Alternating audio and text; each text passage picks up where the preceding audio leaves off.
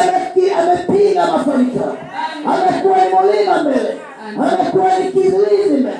Lakini leo malaika Mikaeli ndiye mwenye kuondoa hizo takataka. Huyo malaika Mikaeli alimsaidia Danieli. Na wewe unaambiwa usiogope. Mbele yako yuko malaika, mbele yako yuko malaika. Mama ondoa hofu, baba ondoa hofu, kijana wa kike, kijana wa kiume ondoa hofu. Yuko malaika Mikaeli aliyemsaidia Danieli, na wewe ninakusaidia kuondoa ile madhabahu ya miungu ya kwenu ilikuwa milima kwako, kuondoa ile madhabahu ya matambiko ndani ya kwenu ilikuwa milima ndani yako.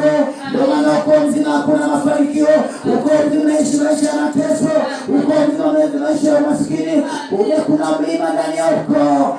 Leo mlima unaondolewa na malaika Mikaeli. Huo mlima unatolewa, hautasimama tena mbele yako. Huyo mkuu wa Ajemi, hata kama ligeuka kuwa pepo, leo lazima achomolewe, leo lazima atolewe. Kwenye ndoa yako natolewa, kwenye biashara yako natolewa, shambani kwako natolewa, kwenye elimu yako natolewa, kwenye mambo yako natolewa, kwenye biashara yako natolewa, kwenye biashara yako natolewa.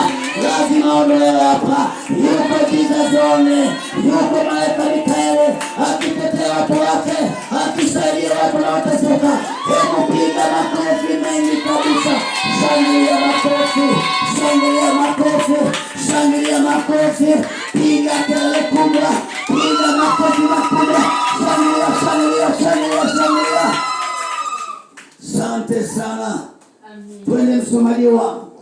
Msingi wa kuhamisha milima. Msingi wa kuhamisha milima. Wengi udhani kuwa ukiomba maombi makali ya sauti sana milima inahama. Mkato. Hapana. Mshangao. Huwezi kuhamisha mlima kwa sauti. Mkato. Bila kutembea katika njia za Mungu. Nukta. Sauti inatiisha milima kwa kupitia mamlaka ya Roho Mtakatifu. Nukta. Amina. Haleluya. Amen. Kanisa piga makofi. Amina. Hapa tunaambiwa wengi wanadhani kuwa kuomba maombi makali ya sauti sana amina milima inasimama. Amina. Hapana. Amina. Hauwezi kuhamisha mlima kwa sauti bila kutembea katika njia za Mungu. Amina. Mtu gani anatembea katika njia za Mungu? Ni mtu aliyevaliwa na Roho Mtakatifu. Haleluya. Ni mtu gani atakayetembea katika njia ya Mungu? Ni mtu aliyevaliwa na Roho Mtakatifu. Na Roho Mtakatifu huingia kwa mwanadamu aliye mtakatifu. Tunaambiwa tunataka tuwe waombaji wazuri, tuwe watu wa toba.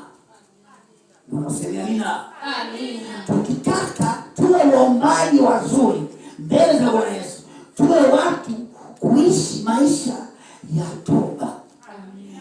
Toba ni kugeuka, kujitenga na dhambi na kumfuata Yesu, kumtegemea yeye, kumwamini yeye. Haleluya kanisa. Haleluya. Hebu nipigie makofi mwenyewe kabisa, piga makofi makubwa. Toba ni kugeuka, kutoka katika dhambi na kumwelekea Yesu Kristo ndiye Yehova. Amen. Bwana useme amina. Amen. Na watu au mwanadamu anayeishi maisha ya toba, huyo mwanadamu lazima atatawaliwa na Roho Mtakatifu. Na Roho Mtakatifu akiwa ndani yako ndiye atakayekupa nguvu ya kuomba maombi yenye muongozo au maombi yenye shabaha ya kuondoa milima yote. Lakini lazima ujue kwamba Roho Mtakatifu anakaa kwa mwanadamu aliye mtakatifu, mwanadamu mwenye kutembea kwenye njia ya Jesus only. Mwanadamu anayetembea katika njia ya Jesus only ni mwanadamu anaishi maisha ya toba.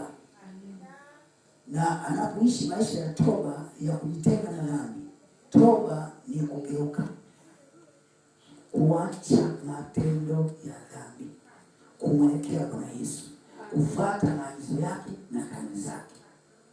Haleluya kanisa. Amina. Haleluya. Amina. Piga makofi makubwa kabisa.